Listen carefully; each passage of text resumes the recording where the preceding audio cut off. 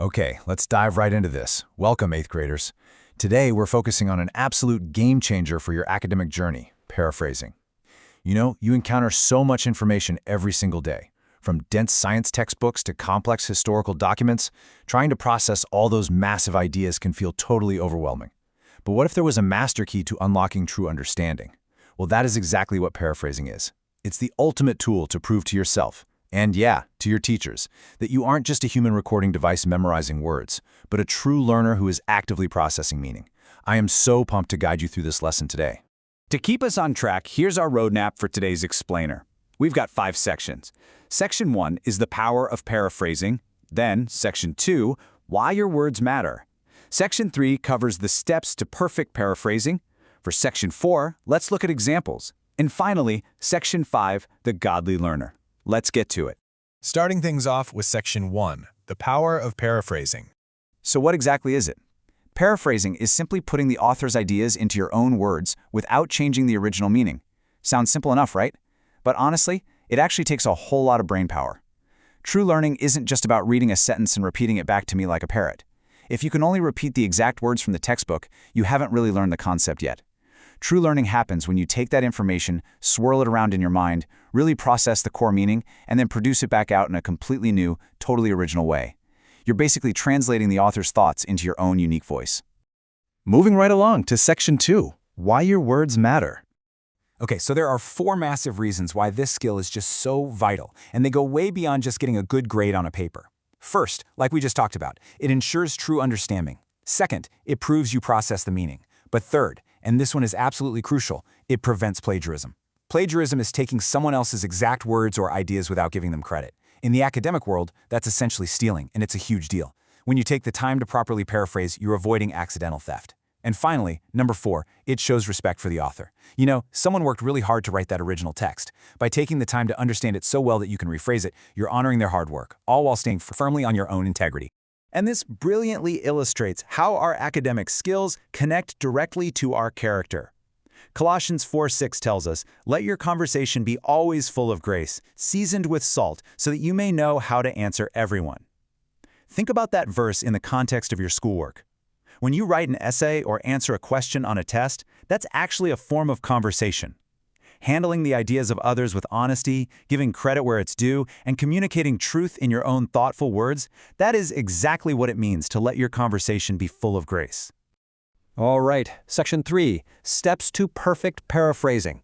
Let's look at how to actually do this. Here is the actionable 4-step method you're going to use for your assignments. Step 1, read the sentence or passage carefully. Make sure you really, truly get it. Step 2 is the absolute secret ingredient. Close the book, cover the text, do whatever you have to do to physically hide the original words from your eyes. If you stare at it, you're just going to copy it, for sure. Step 3, without looking, explain the meaning out loud or in your head as if you were telling a friend sitting right next to you. Like, how would you explain this concept to your best friend in the cafeteria? Finally, Step 4, open the book back up and compare what you said to the original. Did you keep the original message intact? Did you accidentally leave out any major details? Running through this cycle guarantees you're actually paraphrasing. But I have to give you a crucial warning here. The golden rule is change the sentence structure. A huge mistake I see 8th graders make all the time is what I like to call fake paraphrasing. That's when they take the original sentence, pull up a thesaurus, and just swap out every third word with a synonym while keeping the exact same sentence frame. No way, that is not real paraphrasing. You literally must build a totally new sentence structure from scratch. If the original sentence is super long, break it into 2 shorter ones. If it lists things at the end, maybe try listing them at the beginning. Change the flow, not just the vocabulary. Let's move to Section 4. Let's look at examples and see how this builds. Practice makes perfect, right? Let's start with a science text. The original reads, "Photosynthesis is the process by which plants convert sunlight into chemical energy." Now check out our paraphrase. Plants use sunlight to create food energy through photosynthesis. Do you see what happened there? We completely flipped the structure. We didn't just look for a quick synonym for convert or process. We took the core meaning, plants making food from the sun, and wrote a brand new sentence. The scientific truth remained exactly the same, but the delivery is totally our own. Now, what's really interesting about this historical example is how we handle cold hard facts. Original. The signing of the Declaration of Independence marked the colony's official break from Britain. Paraphrase. When the Declaration of Independence was signed, the colonies formally separated from Britain. Notice how the historical accuracy is perfectly preserved. You can't just change facts. The Declaration of Independence still has to be there. But we completely altered the flow. We changed mark the colony's official break to the colonies formally separated. Doing this proves you understand the historical event without having to rely on the textbook's exact phrasing. And finally, let's look at an example from fiction. Original, Lena shivered as the wind cut through her coat. Paraphrase, the cold wind went right through Lena's coat, making her tremble. Once again, the core meaning is perfectly retained, but it's rephrased with a completely different sentence flow. We moved the wind to be the subject of the sentence, and we changed shivered to tremble. I really want you to practice with short sentences just like these before you try paraphrasing massive paragraphs. Getting good at the sentence level is how you develop your fluency and accuracy. Which brings us to our final part, Section 5, The Godly Learner. First up, here is your homework mission. I highly recommend pausing this explainer right now and jotting these 5 tasks down. Task 1, you need to paraphrase one single sentence from your current reading assignment.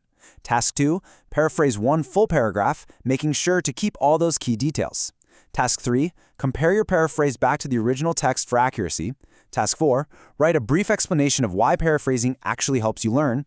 And finally, Task 5, paraphrase a sentence and then clearly identify what the main key idea is in your new version. This is exactly how you build that academic muscle.